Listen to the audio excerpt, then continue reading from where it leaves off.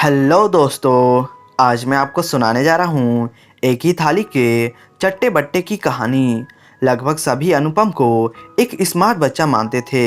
वह था भी पढ़ाई में होशियार, खेलों में बेहतर और हाजिर जवाब। सिर्फ मम्मी पापा और छोटी बहन कुमकुम को ही यह रहस्य मालूम था कि रात होते ही उसकी पम बज जाती है। अनुपम को अंधेरे से बहुत डर लगता था। डर भी इतना कि अंधेरे कमरे में अकेले जाने की बात तो छोड़िए, मध्यम रोशनी से भी उसे घबराहट होने लगती थी। उसके कारण लंबे समय से वे लोग कोई फिल्म सिनेमा हॉल में नहीं देख पाए थे। मम्मी पापा के बेडरूम और कुमकुम के कमरे के बीच अनुपम का सुंदर हवादार कमरा था। फिर भी रात को सोने के लिए वह कुमकुम के कमरे में घुस आता था। कुमकुम को भैया से बड़ी चिढ़ चिढ़ती, क्योंकि अनुपम सारी रात एक बड़ा सा बल्ब नाइट लैम्प की तरह जलाए रखता। अनुपम को भी अपनी इस कमजोरी पर बड़ी बौखलाहट होती। वह खुद समझ नहीं पाता था कि अंधेरे में ऐसा क्या है जिसका उसे डर लगा रहता है। राक्षस, शेर नहीं, वह जानता था कि यह सब केवल कहानियों में या जंगल में ही पाए जाते हैं। मैं नहीं जानता, मुझसे कुछ मत पूछो, यही उसका उत्तर रहता। शनिवार की शाम दफ्तर से घर लौटते समय पापा एक टेलीस्कोप प्रोजेक्ट ले आए। रविवार की पूरी सुबह और दोपहर अनुपम और पापा ने साथ बैठकर डिब्बा भर कलपुर्जों से एक पूरी टेलीस्कोप बना ली। अनुपम को इसमें काफ़ी मज़ा आ रहा था। उसे अंदाज़ा नहीं था कि रात होते ही यह टेलीस्कोप उसकी परेशानी का सबक बन जाएगी। इसका ध्यान तो उसे तब आया जब रात को खाने के बाद सब लोग तारे देखने के लिए छत पर जाने को तैयार हो गए।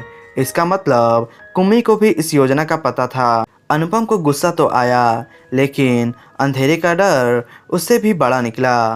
पापा कंधों से ठेलकर उसे छत पर ले गए। पापा का सोचना था कि चंद्रमा, तारे और नक्षत्रों की तिलस्मी दुनिया देखकर अनुपम उनमें खो जाएगा और उसका भय भी जाता रहेगा। लेकिन ऐसा कुछ भी नहीं हुआ। अनुपम की आंखें आकाश के नज़ारों से ज़्यादा आसपास के अंधेरे को टटोल रही थी। हवा से आकाश, नीम के ऊंचे पेड़ डोल रहे थे। पीपल की पत्तियां लगातार हंसे जा रही थी। पापा, यह सरसराहट कैसी है? अनुपम ने पूछा। हो सकता है कोई गिरगिट नींद नहीं आने के कारण चहलकदमी कर रहा हो, पापा ने बड़ी आसानी से कह दिया। आधा घंटा होने को आया। नीचे लौट चलने के लिए अनुपम की छटपटाहट लगातार बढ़ती जा रही थी। अब तो पापा को भी अपने डरपोक बेटे पर गुस्सा आ गया। गनीमत थी कि उन्होंने अनुपम को एक चपत नहीं लगाई। अच्छी खासी हवाखोरी की किरकिरी हो गई। स्नेह सम्मेलन का मौसम था। वातावरण में मौज मजे की खुनक थी। पढ़ाई पर जोर कम था। एक दोपहर क्लास टीचर कक्षा में आई और मेज पर ही बैठ गई।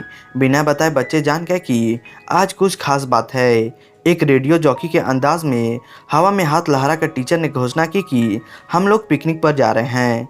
पिकनिक पूरे 2 दिन और 2 रातों की होगी। हर किसी को पिकनिक में आना ज़रूरी है। बच्चे तो खुशी से उछल पड़े, किलकारियाँ भरने लगे और मारे उत्तेजना के मेज़ थपथपाने लगे। इधर अनुपम के पेट में मारे डर के मरोड़े उठने लगे। 2 दिन तो ठीक है, घर से दूर एक रात भी वह कैसे निकाल पाएगा? रात को खाने की मेज पर अनुपम का लटका हुआ मुंह देखकर पापा ने उसका कारण पूछा। पिकनिक की बात के साथ बिना रुके अनुपम ने यह भी बता दिया कि 2 दिन तक मटर गश्ती करने के बजाय वह घर में रहकर पढ़ाई करना चाहता है। इसलिए पापा उसके लिए डॉक्टर के प्रमाण पत्र की व्यवस्था कर दे। पापा सब जानते थे कि पिकनिक छोड़कर अनुपम को पढ़ाई क्यों सूझ रही है। उन्होंने कड़े शब्दों में कह दिया कि अनुपम को जाना ही होगा। पढ़ाई होते रहेगी।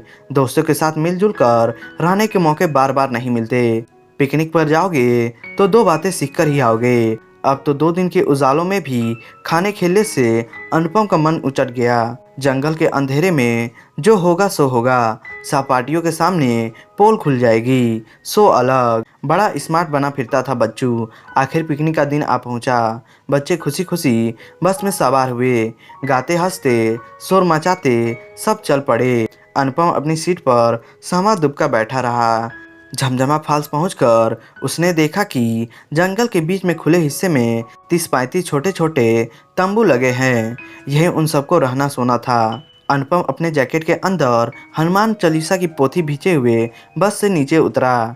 टीचर ने बताया कि हर तंबू में 2 बच्चे रहेंगे, अपना अपना पार्टनर चुन लो। इस बार अनुपम के सामने कोई दुविधा नहीं थी। उसने लपक कर नाहर को जा पकड़ा। सच तो उसका नाम अजीत था और वह स्कूल का जूडो चैंपियन था। दोस्तों ने उसका नाम अजीत उर्फ लायन रख छोड़ा था।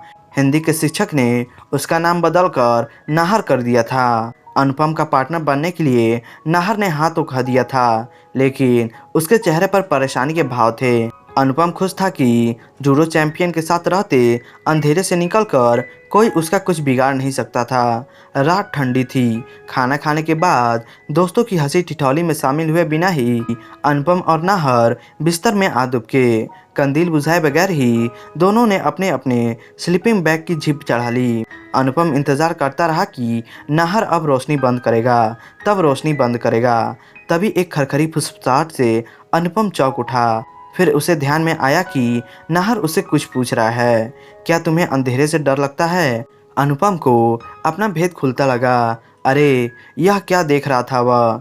नाहर खुद थर-थर काँप रहा था। नाहर ने बताया कि उसे अंधेरे से बहुत डर लगता है और एक आश्चर्य की बात हुई।